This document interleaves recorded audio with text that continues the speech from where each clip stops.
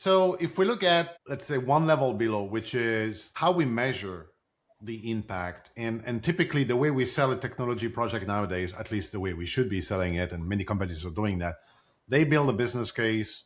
It's a very exciting business case. It's sometimes a very optimistic business case, and then some sort of alignment with the vendor or the partner that has some sort of very nice dashboard that shows all kinds of KPIs. And all of that is looking good, and the project is running, and the KPIs are all green.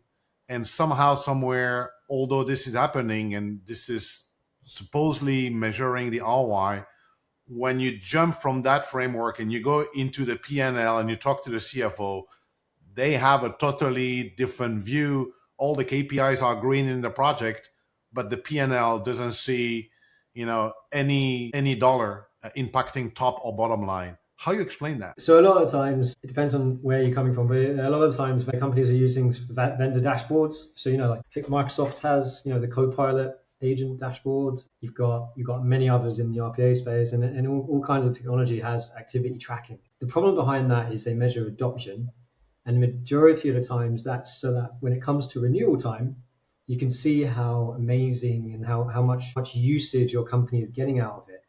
And it's also to kind of like hide the fact that they don't want to talk about metrics. Not to dig at Microsoft, I love Microsoft, but I think I was speaking to the sales team for Copilot last year, and it is a challenge to try to kind of, you build a business case, but then you have to try and justify it afterwards when it comes to renewal of all of those thousands of licenses. It's a very tricky one, because whereas finance does measure outcomes like cost cuts, revenue gained, they're not in the room when those conversations are happening. It's there's definitely a bit of a mismatch between what the delivery teams and the transformation teams are doing versus what the CFO wants to see, at least this year when pilots are finishing up and now we're getting into the proper scaling stage. It's because the business case gets signed off, but it goes back to that ownership piece. No one's owning the outcome. 6 months down the line, who's in charge of that? Is it the business unit, or is it the business lead who asked for this AI solution, or is it the development team who built it? Yeah. No one really knows. When we look at, I think we have some numbers here. IBM is basically saying that the amount of organizations that are achieving proper return on investment, bottom line return on investment, is roughly only 5% of the organization doing AI. 5%. Which is, we used to say, 80% of the automation projects are failing. Here we talk about 95%. Okay, that's bottom line only. It's true, for people listening, that there's a lot of value, sitting at the top line of the P&L. Actually, a lot with AI. But if we look at the bottom line and we see only 5% achieving proper ROI, and let's say we trust that number.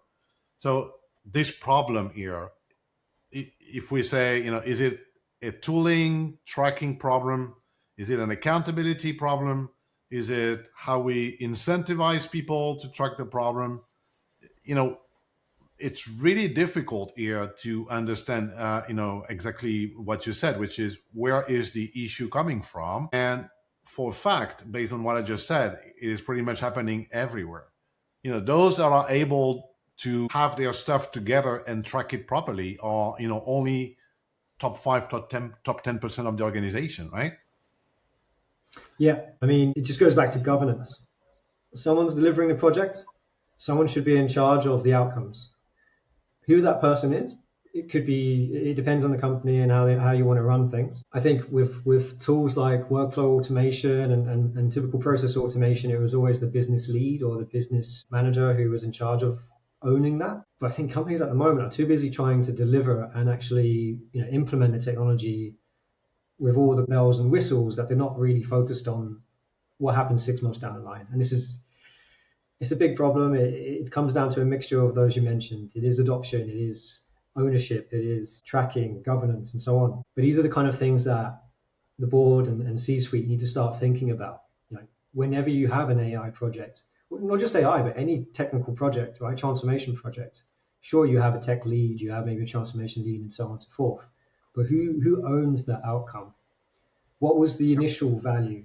of that process or improvement? You know, what was the baseline? What's the target you're looking to achieve with this new technology? Who owns that target? And who's in charge of tracking that once that ticket is moved to closed in DevOps, for example? Those are the questions that we need to start having. Talks that we need to start having.